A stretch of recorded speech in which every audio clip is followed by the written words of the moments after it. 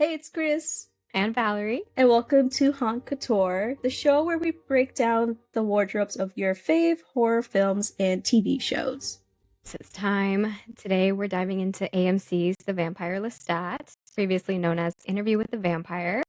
And as everybody knows by now, we got an extended first look trailer released during New York Comic Con earlier this month. In this episode, we will dissect the trailer as well as talk about what expectations we have for this season and dive into Lestat's iconic wardrobe. Let's begin. So, what do you want to start talking about? Because I know you have the trailer on in the background. So, is there anything else you noticed that you think we kind of like overlooked last time we spoke? I feel like between the two of us, we've seen this trailer like over 100 times. More than our own family. Probably, most definitely. So I feel like we do know it. I'll just have it on in the background just in case. But let's just start from the beginning. We have an opening scene where we see Daniel and Louis what looks like a restaurant, just chatting away about the book that has now been published. And they're talking about Daniel getting a call from Hollywood saying that they are interested in film or at this point a documentary. And it's where we also get our first look at Daniel as a new vampire. Yeah. Which we learned at the end of season 2. Mm-hmm. Yep. And so looking back, go ahead. I was gonna say, like, man, we're gonna get that turning scene this season, and I'm excited. I'm not the biggest Devil's Minions fan, but I am very curious because I don't know the context of it, even though, like, I kind of get it from, like, other conversations I've seen. It's just that, like, I cannot wait to see it physically on the screen, like how they're gonna break it down, if they're gonna change anything about it. But yeah, what do you think, honestly, of the whole situation? Well, I think it's interesting that one, they've aged Daniel up. Because in the book, he's Old as obviously fuck. still, I want to say he's like late 20s, 30s, maybe. Yeah, Even he's then, he's young. probably younger. Mm-hmm. Yeah, he's still pretty young in the book. So it's interesting to see how they're going to play that out.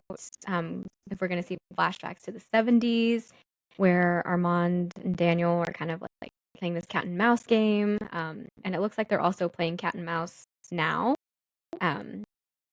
where either Armand is avoiding Daniel or Daniel is avoiding him. We're going to see all the tension. I mean, I don't blame Daniel if he's trying to, like, stay away from Armand after everything that he's heard and what he's seen at the penthouse. Like, I don't blame him at all. Also, I don't know why Armand is in a random gym. Don't know what's going on with that. Watching Daniel on the monitor, like, very ominous, very creepy, but that's Armand. At the end of the day, he's like that with everybody. He was like that with Lestat, and we're gonna see lots of that too, probably next season. Him just like being a little perv, staring at him in the distance, and them butting heads and all that stuff. Which I can't wait for people to see their dynamic. It's really interesting.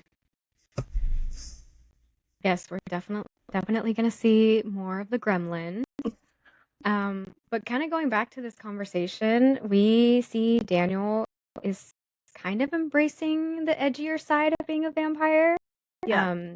We see him kind of dressed in all black, leather jacket, kind of embrace like the graphic tees as well as we saw at the end of season 2, and definitely like stepping away from the plaid that we saw in season 1 and 2. So it's edgier, it's going to be darker. So yeah, I'm excited to see his new persona. And like Eric mentioned, I think it was at New York Comic Con. He's pissed, and rightfully so. Yeah. And I like how you say, like, he's like abandoning the plaids and stuff, because that's like, I think to me, That's kind of like what I associate Daniel with the most. Like him being a little peepaw, like ill, kind of like cynical little old man that's just accepted his fate that like his life's not going to get any better. Then he meets these two again and his life just turns whole 360 and I like to think that he has like the cool dad kind of like wardrobe going on, very much like Jonathan Anderson at Dior, very Loewe inspired, with a little bit of like And Meester in there. Like he's trying to be edgy because I think that's what he associates his youth with. And yeah, it's really interesting to see him embrace that. And hopefully we get more costume details about that too, because I don't know where his jacket's from. I want to know how much it is because it looks really expensive. Well, and then I was thinking, I wonder if he kept like some of his leather jackets from the 70s, because in Oh, that true. flashback Yeah. we got in season two, he was Hmm. wearing, he was sporting a leather jacket. So I wonder if he just kind of had them at the back of his closet and it's like, oh, I can wear this again, kind of a mindset, you know? Dusting it off.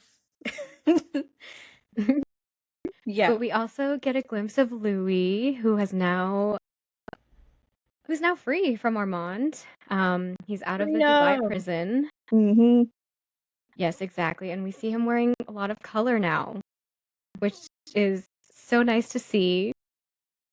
He's back to that, dandy, just colorful persona that we saw in season one. And kind of seeing that regression throughout season two was very interesting. And now, during the season finale, he was wearing this kind of colorful yellow brown cardigan.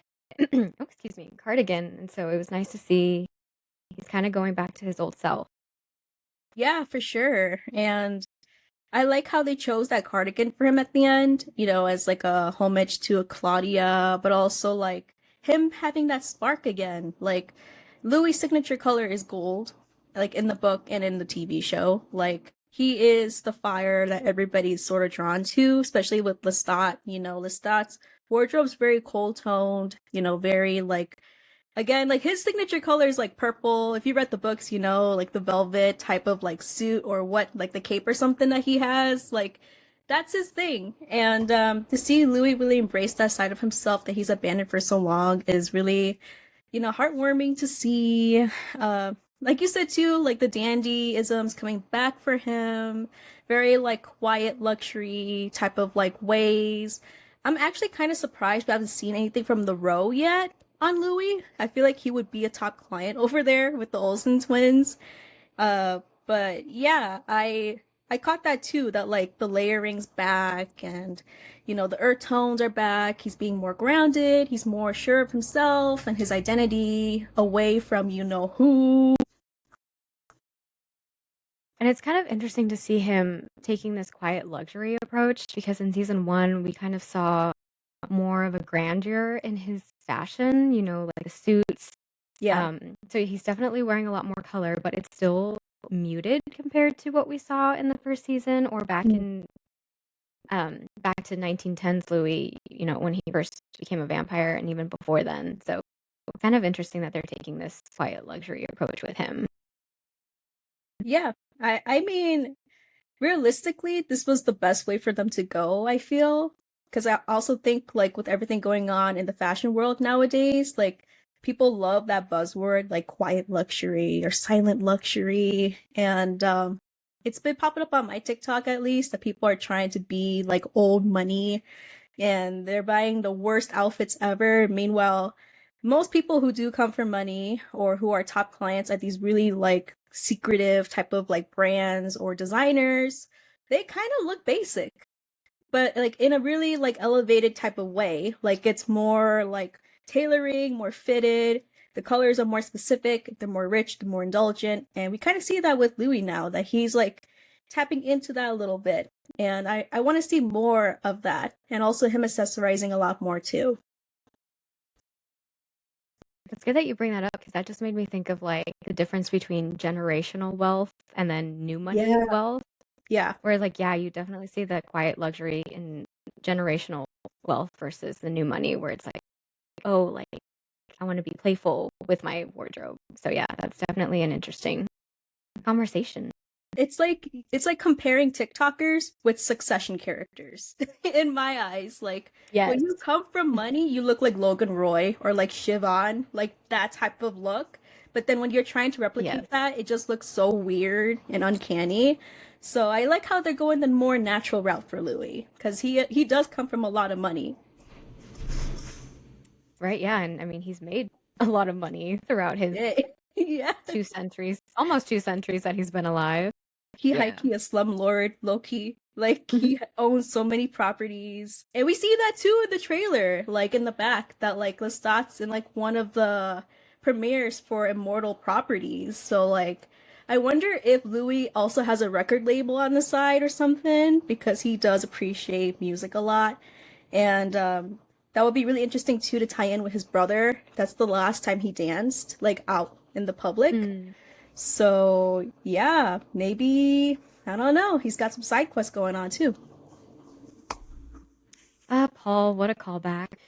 And then finally, we get to the point where the screen fades to black, and we are finally given a glimpse at modern day Lestat. And he's not doing too great. To put it lightly, he's not doing great. But he's definitely sporting some very rock star looks throughout this trailer. Yeah, yeah, he's embracing that persona. You know, I feel like with a lot of pop culture icons, they do that where it's like they have different phases. And with him, he's kind of like in his like Broadway, like Chapel Rowan type of like like era. Like he's just mad at the world and at himself. And I also like how we kind of see the juxtaposition of that with like the 18th century type of wardrobes as well, with his mom, with his dad, with him as a little boy.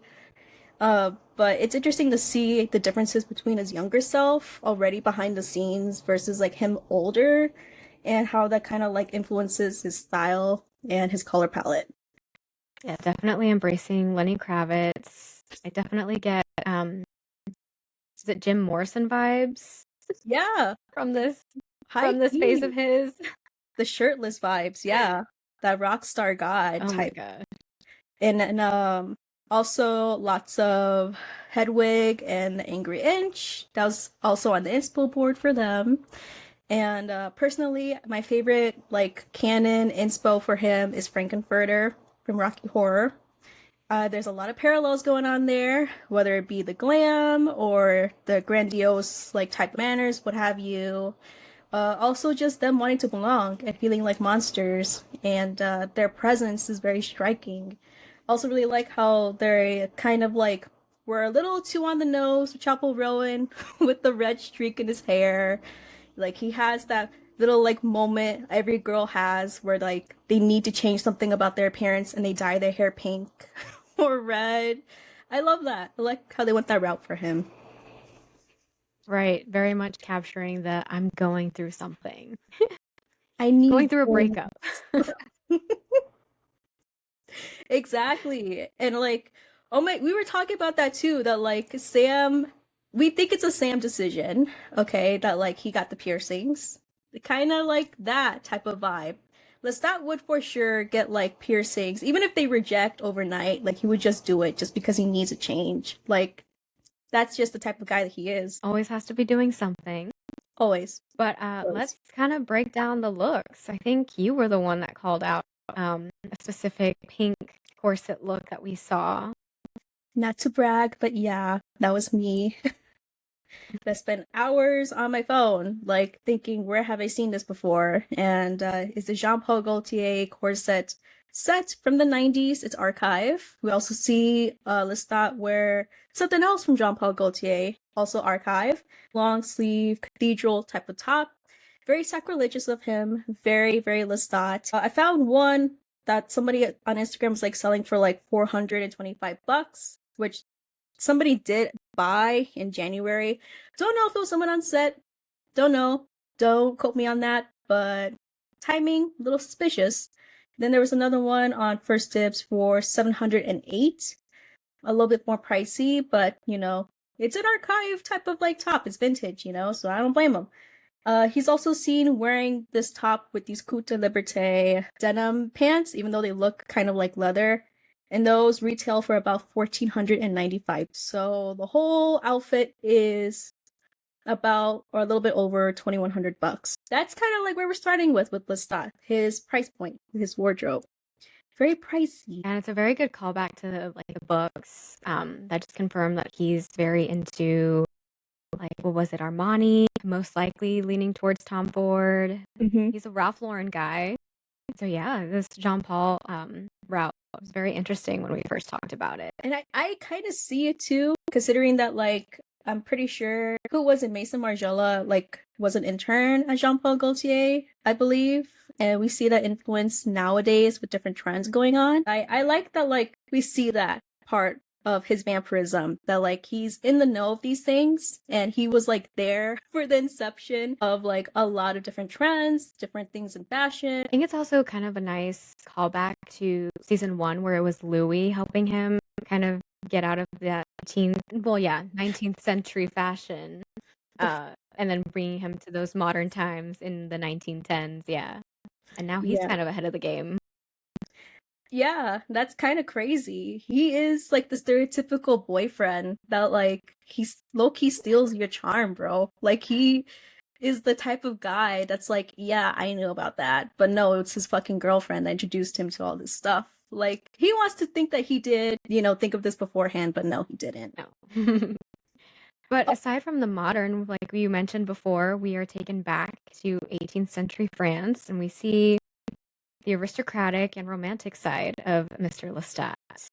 I was gonna say, his mom's color palette reminds me of Louis a little bit, with the embroidery and stuff, with all the gold type of accents. It's really, man, I'm not trying to say it, but we all know it, that he has mommy issues. So I kind of like that we get a little glimpse of that too. And his dad having this really regal, low-key outdated look for that period as well. Goes to show where they're at family-wise. And speaking of things that people have been talking about, the Saint Laurent top. Like you mentioned, he's a Ralph Lauren guy, so I'm not surprised. He's also into Saint Laurent. A lot of people said oh, we're not talking about this look. It's the brown long sleeve button up. It's velvet. It's about 300 bucks on Depop, so if you're on Depop, go ahead. I'm pretty sure that's where he got it from.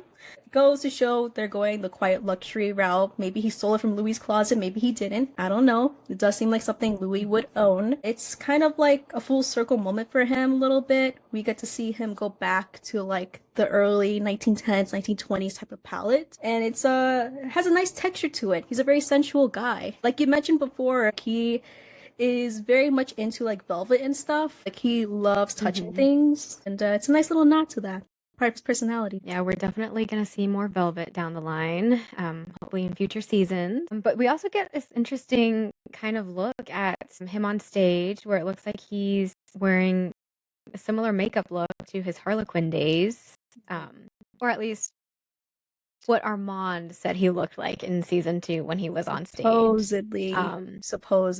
Right. Yeah. But it was also, it looked like what was an homage to Claudia's Baby Lou play.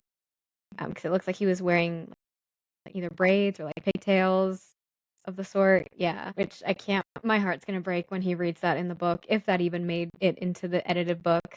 But yeah. I'm sure we will. Delaney was in the yellow dress behind the scenes. We're gonna see some really fucked up flashbacks for sure with him and Louis and Claudia. Hopefully we get to see domestic Louis and Lestat and Claudia. I like that makeup look so much, even though there's people that are oh, they did him so dirty, what the fuck, but it is on brand for him. He's having a mental breakdown, and that's something that Roland said during one of the panels, that this is the trauma season, guys. It's not sunshine and rainbows. We're gonna see really dark themes. We're gonna see really fucked up dynamics between certain paternal people and their children. We're gonna see abuse. This is barely anything compared to what's actually in the book. Definitely. And we see some of those ghosts kind of appear in front of him, whether he's on stage or in the studio. I know we see him hallucinate Louis a few times. Nikki, played by Joseph Potter, is also back this season, and we're going to get a lot more details about their relationship. which isn't exactly what people are thinking it's gonna be. Yeah. It's gonna Yeah. be a lot more darker. So all Nikki Stat fans better prepare themselves because it's not rainbows. Seeing Lestat be human, but physically a human for the first time on screen, but also like metaphorically speaking, like going through things that we go through all the time is gonna be a huge wake up call for a lot of fans or a lot of people that don't understand Lestat. This is gonna be kind of like a moment of clarity for you guys. And it kind of goes back. I think it was Sam that said this, or somebody from the cast, where it's the conversation just around vampires in general. They're the most human monsters, if you will, because I mean, it's basically everything that a human is, but just elevated or dialed up to 1,000. So they just Basically, feel intensely, and so yeah. So all that pain coming to the forefront this season is going to be very heartbreaking and very interesting to see. And I think it was who was it? Hannah Moscovich, one of the writers, and then yeah. the executive producer, that said whether he wants it or not, some of these memories are going to come back, and he's going to have to deal with that. Speaking of Lestat himself, another little tidbit that I really enjoyed, this little detail, was his ring, his little blue ring. Our man loves to accessorize just like Louis does. His ring is lapis lazuli, and it's basically a symbol of royalty and honor, gods and power, and spirits and vision, according to Google. It's basically a universal symbol of wisdom and truth.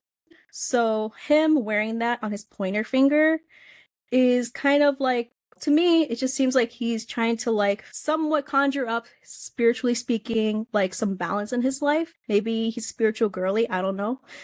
But he loves his crystals, he loves his little jewelry, and I like how that little detail goes to show that like there is a little bit of old Lestat in him who loves these little things, and it reminds me of the necklace that he gave Claudia earlier, what she wanted to grow into. So I don't know if he's wearing it in her honor or what, but it's a nice little tidbit that I feel like more people should talk about. I think we even saw that emerald necklace in one of the leaked pictures from what looks like he's on a beach. And it's after he's like looking for Gabriella, because she's Italian, in case you didn't know. And then I think it looks like he's holding this necklace, and people are like, "Oh my gosh, this is a nice tie-in from like season 1 where we see him giving it to Claudia." And it calls back to a conversation he has with Gabrielle in the book, saying, "Oh, emeralds represent like eternal life or eternal love, things like that." But I also like that this ring that you said that it's a symbol of wisdom and truth, because I feel like a lot of people that just watch the show don't understand or can't admit that Lestat is an intelligent being. Like he's not like what's the word I'm looking for? He's not he is not naive. Right, yeah. Like he's intelligent and he likes to read, even though like growing up he had like a very contentious relationship with books because of what, they represented in his childhood, where his mom, to sort of distance herself from the family, she basically kept him, I don't know if his brothers necessarily, but kind of illiterate. So she just had this thing for herself. So yeah, it's nice that, this ring represents that, because I feel like people are going to have a harsh wake-up call to who Lestat is, because we're seeing him from his perspective, not from anyone else's. Now, speaking of Gabriella, I can't. Every time I see a new picture of that fucking wig, I'm like, why? Just why? yeah, What I do you feel think like her actual hair looks like? Well, because we see that one brief clip, kind of where she looks very angry, and it looks like it's not platinum like we see in modern day Gabriella. So it looks blonde, but not that platinum wig that we see. And there's like also like another leaked picture where she's with young Lestat. People are saying that it's most likely the moment where she comes to get him at the witch's place. If you've read the book, you know what we're talking about. But it still looks pretty, like it looks long and it looks still blonde, not that platinum color that we see. So that's what makes me think that she's in the show making the decision to wear that wig as a disguise. Who knows? Or if it's just, her way of not wanting to bother to cut it every night, because it just grows back the next night. So I don't know. We have to wait and see how that change comes about. What kills me is that if she's doing it herself every day, how does she get it like an asymmetrical bob? Because like in the books, it's Lestat that cuts it for her. He cuts it really short, like a little boy. To me, when I first saw her, I thought she was somebody in the background, like like an extra. And that was like the case for a lot of people. Yeah. Or we thought she was Christine at one point. Yeah, I thought she was Christine, and I was like, she looked kind of fab, love. And then I found out it was Gabriella, and I was like, oh, that's an interesting choice. Yeah, What'd you do? Interesting choice for sure. And then yeah, I'm just like you. I saw all the discourse regarding her wardrobe, her styling. And yeah, how it's not androgynous enough. It seems very feminine compared to what she's portrayed as in the book or sort of described as. But yeah, I guess we'll have to wait and see the choices that are made for her character in modern day. Yeah, I do hope we see that scene where he cuts her hair. It sort of reminds you of what a sweet boy he is. And then like the panic the next day of not knowing how to help her once, she realizes that it's grown back and she has like a full breakdown over that. Yeah, that he could be nice if he wants to. He could be really nice, and yeah, I still have hope personally that we're gonna see more androgynous Gabriella, just because her coat reminds me of Yoshi Yamamoto. It's not like a complete duplicate, but it does draw a lot of inspo, especially like around the waist area with the pleats and with the ruffles and stuff. It reminds me a lot of his collections, so hopefully we get to see her wardrobe inspired by him or some other like more, how do I say this, like designers that cater to like more androgynous or just more very like couture-esque but not very binary.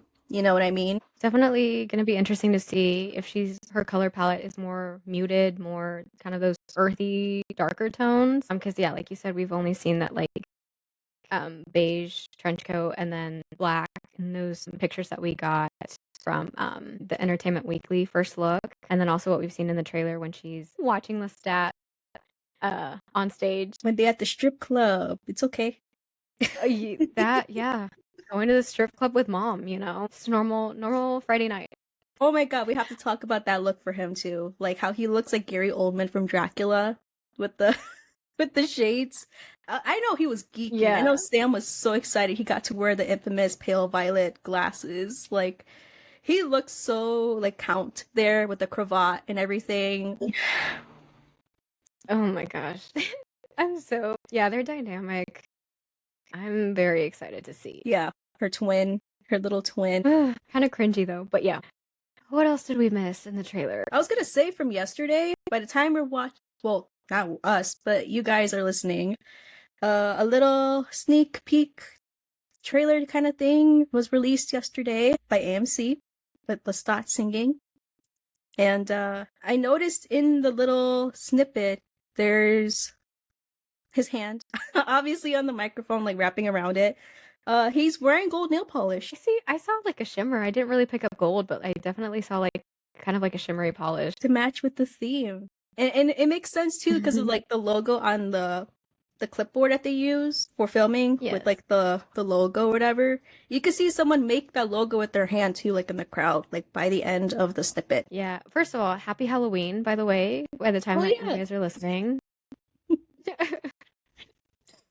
And hopefully we have a music video, because why would they release this random clip on a Monday or Sunday? It'll be such a nice little, like, I don't know, thing to commemorate Anne Rice too, because you told me, I completely forgot that is the anniversary, 40 years ago or so. So it's a nice little ode to Anne. Yeah, it's the 40th anniversary of the Vampire Lestat novel releasing. So happy 40 years to that as well, since we were introduced formally to the Brat Prince. And life has never been the same. Our favorite Brat Prince. Let's see, what else did we see in the trailer? We're gonna see Bruce again. Oh my god. In what looks like will be a very satisfying death. Hopefully we'll see Louis and Lestat team up to kill him, basically, because he needs to die a horrible death. One of the only vampires that like is the exception to the 7 laws. Like, no one's gonna miss him. No one's gonna care if he were to die. Exactly. And he's wearing the sketchiest outfit ever. He looks like a drug dealer. I think he's their dealer, and that's how he gets into the club, or that's how he crosses paths with them. Considering that Lestat is probably his number one client at this point, we see him do a lot of drugs. And he's wearing like the sketchiest thing. You called it Miami Vice. Hawaii. Yeah, Miami, like drug lord vibes. Like, well, I also think because we also get the character Baby Jenks this season, which she wasn't that big in the novel. She wasn't that big of a character. So I think they're expanding on her storyline. We see it looks like she's one of Lestat's groupies. And she's connected to Bruce because I think he was the one that turned her into a vampire in the novel. So I wonder now, since she's human, how they're connected that way, how they sort of changed that storyline. I mean, I hope she's not one of his groupies, considering that she's like, what, 12? Or like 13? Well, they've aged her up book? in the show, but yeah, in the book, she's very close to Claudia's age in the show, but I think they've aged her up, so she's older. We also see Magnus, and I don't think anybody's ready to really see what goes on between him and Lestat. I think I was just reading today, I forgot the director, but I think this specific director's involvement this season elicited kind of like a very, not nervous reaction, but sort of like anticipation in terms of what we're going to see with the turning and just how awful it's going to be to see.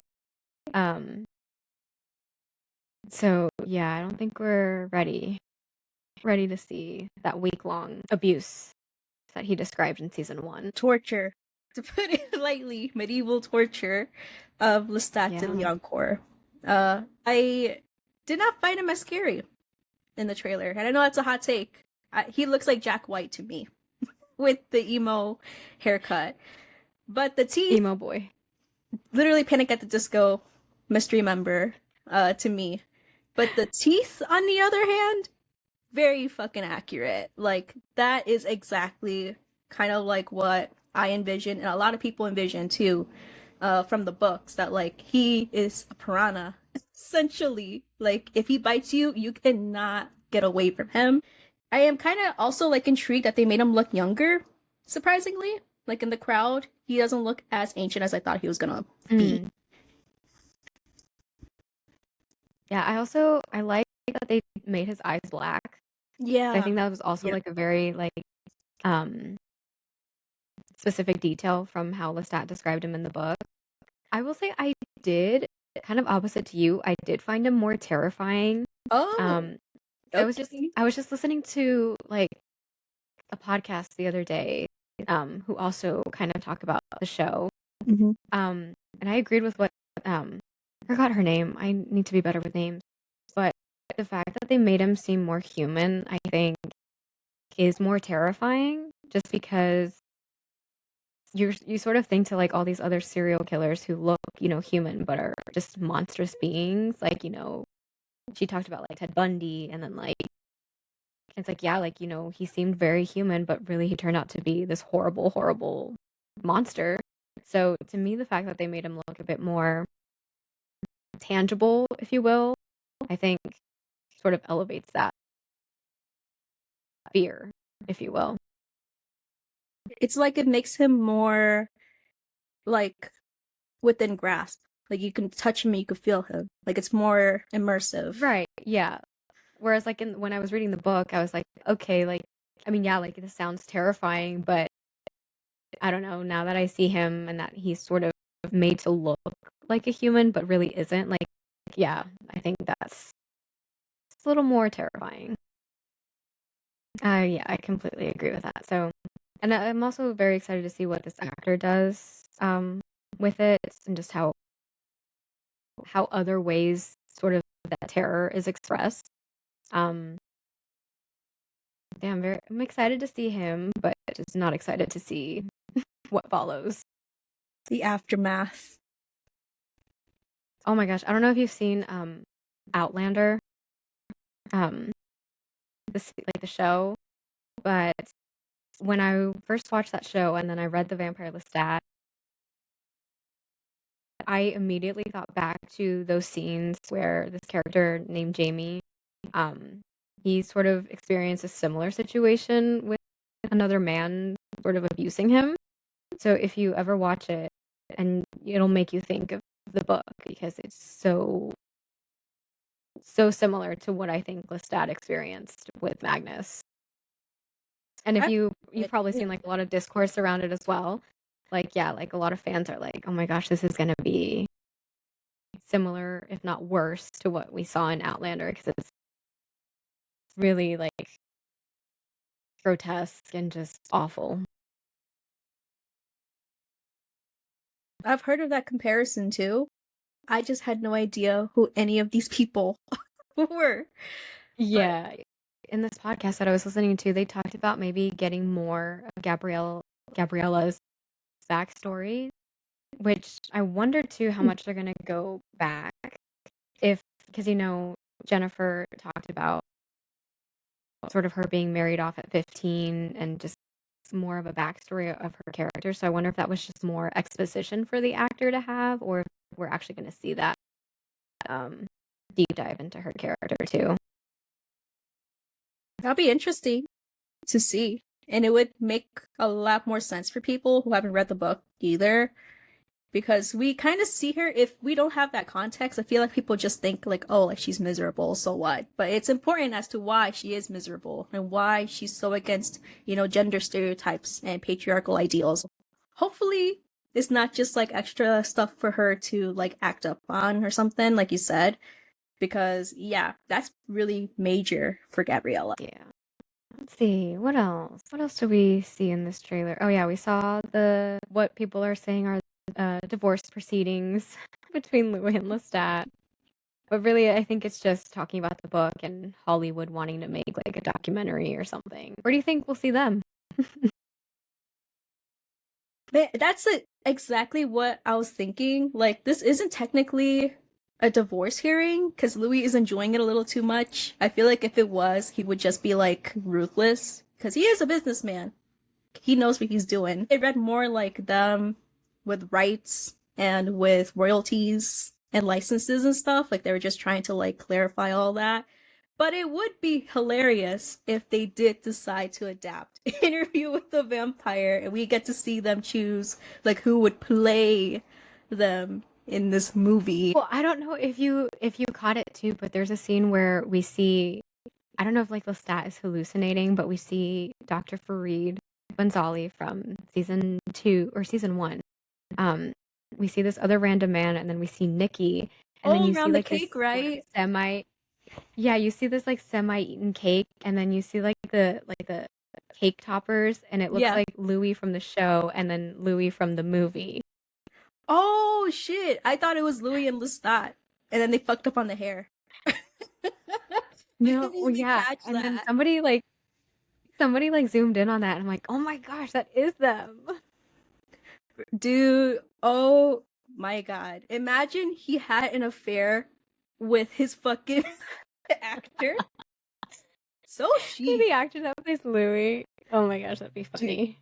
Dude, Lestat would have the biggest mental breakdown. I hope this happens. That's so great. Oh my god. I thought that whole scene was just them, like, Lestat, whatever, like, hallucinating everything because he feels guilty about holding everything in. I didn't even catch that part.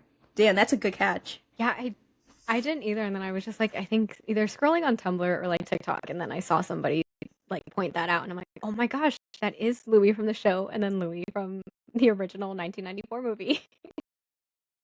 Man, getting really meta. Love. Really Daniel, meta. What did you do? Yeah. But yeah, no, like it's also nice to see the tension in the show between Louis and Lestat, and then, you know, Louis just enjoying like rage baiting him. And then like the little touch that he gives his lawyer, and Lestat just like, hello? You're touching him right in front of me? Like, what? Very Earthlick hit, very messy, very dramatic. Very Love. Their lawyers are so dripped out. Guess it's just part of vampire lore that they have a lot of money, they have a lot of resources, because they always have a great coat, a trench coat, if you will. Yes. And they always have the best pieces in their closet. And this just further explains that. Even though I think Lestat's lawyer is a human, still, like, you know, the aesthetics are there. Yes, it's giving luxury. We also, interestingly, didn't see Marius, which I don't know why they're keeping him hidden. But yeah, I think we talked about there's like a very split second where you see sort of Lestat being like dug up from the earth, and for a split second you see like this red robe, which also giving Dracula vibes. So yeah, that leads me to believe that it's that scene where it's after Nikki's death, and Lestat just kind of goes into this depression and just buries himself into the ground, and then Marius like digs him back up. Digs him up, yeah. After months and months of Lestat calling out to him. Like, Lestat is all about like, oh, I want to do my own thing. I want to like, you know, do whatever. No one can tell me what to do. The minute that he gets some agency, immediately writing out on random ass corners of the world, Marius, please, I know you're there. Like, help me. And he doesn't even know this man either. Like, he is like Sasquatch, basically. Right. Like, no one ever sees him, but he feels his energy. And he's just like writing on random walls and shit. Like, please, pick me up, I'm scared. And yeah, I think we were talking about this, like,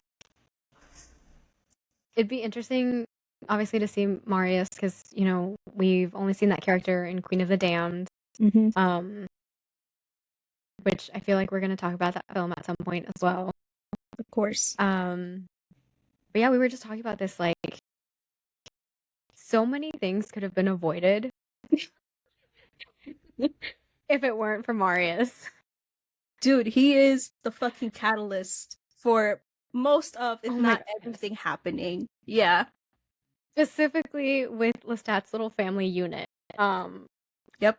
Because had he not given him that gag order to not talk about what he saw or what about him, or to ever really explain the origins of vampires to Louis and Claudia, then they wouldn't have felt the need to kill him and then go to Paris, where everything just fell apart. Yep. So yeah, Marius, when I catch you. When I catch you. Don't even get us started with Armand and Marius. Man, that's a whole other... See, this is the only time that I feel bad for Armand is the whole situation with Marius. But yeah. You wonder where Armand gets it from. It's from him. Times 1,000. That's the only time I've ever been like, oh, like, same like you. I'm like, oh man, I kind of feel for the little gremlin.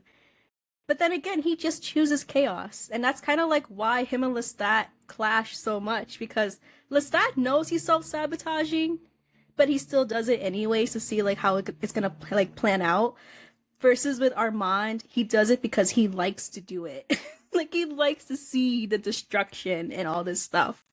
So, it just kind of bewilders me how, like, Daniel, like, I guess he likes it because he's kind of the same way. Yeah, they match each other's freaks. So. His little pet. Oh, speaking of freakism, there is a little piece of jewelry that Lestat's wearing in the trailer, which I found out by accident that is a bondage chain for subs. So, there's that. Which one are you referring to?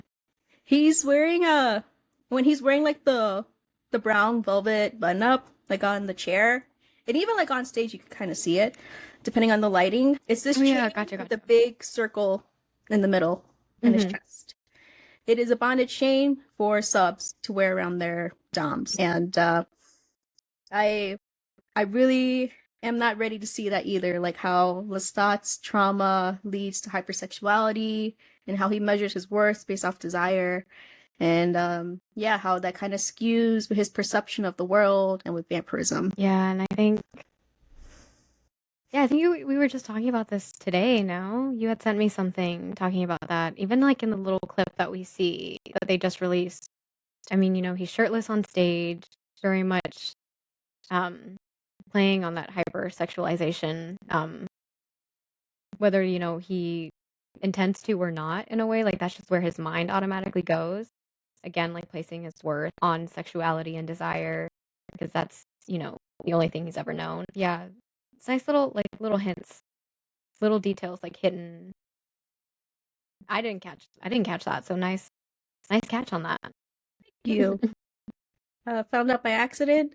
Don't ask me how. Along the lines of freaky stuff, there's also a clippet of an interviewer asking the main ensemble about like costuming and stuff, and I believe it was Hannah that said that like the head of the costuming team, Lex, asked them like, does vampire semen seep through leather? And they all got so red on this couch, and they looked at her, and she's like, I guess. I said, yeah.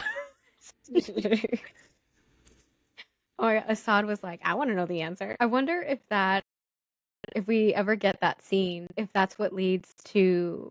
I think you talked about it during San Diego Comic-Con where he went into Sam, he went into the for like a costume fitting and it was just a scarf. Yeah. So I wonder if those two are tied together in a scene where he just ends up wearing a scarf. Man, I mean, They're putting Sam through it. It's giving Superman harem, like maybe he has his own, who knows? I mean, everybody's kind of getting a taste of Lestat this season. They've all been together. Like, literally everybody besides Daniel, his controversially young boyfriend, who looks the oldest, yes, but he is the youngest in the room. He is, in fact, the baby. Mm-hmm. Yep. I actually kind of like that they aged him in series. I think it makes more sense to me. Yeah. Right, especially like the fact that this is technically like a second interview and well, exactly. It was the second interview, so yeah. And now Eric gets to live out his dream of being a vampire. With Assad, yeah.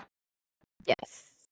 I love how Assad was like, when I get my hands on that old man. And everyone's like, oh. Oh, and somebody called him daddy at New York Comic Con. Eric was just there like, yes, in silence. And Assad said, don't worry, he likes it. He knows his place. Definitely, yeah. Very excited to see Devil's Minion play out, or kind of start to play out, because I don't think we'll get the full backstory just yet. Right, there's just so much that they have to cover in season 3. Right, yeah. So hopefully by the time this episode premieres, we will have been right and have gotten a music video, and no doubt 1 second in, I will be throwing my phone across the room, because I say I'm ready, but I'm not ready.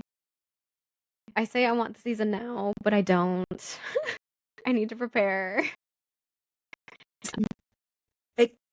We will very much be covering season 3, and hopefully once more details come out about costuming, we'll be talking about that. And yeah, what are we talking about next week? Because Frankenstein just came out in theaters, last week technically, by the time you're listening to this, was more of a wider release, and Guillermo del Toro has said that like he is trying to make the movie accessible to other theaters around the country. So, in spirit of going into Frankenstein, we're going to be covering Crimson Peak. So, Valerie has a chance to see it on Netflix, and I cannot wait for you to see it and for us to discuss it. But because Crimson Peak does have like some themes that are very similar in Frankenstein, it'll be a nice little segue into that movie. Yeah, after you told me your like little reaction to it, I got so excited. So very excited to see that. Also to kind of, it's been a while since I've seen Crimson Peak, so I'm gonna rewatch that to sort of refresh my brain. But yeah, the one thing I didn't forget is the costume design for that. We'll see you next week.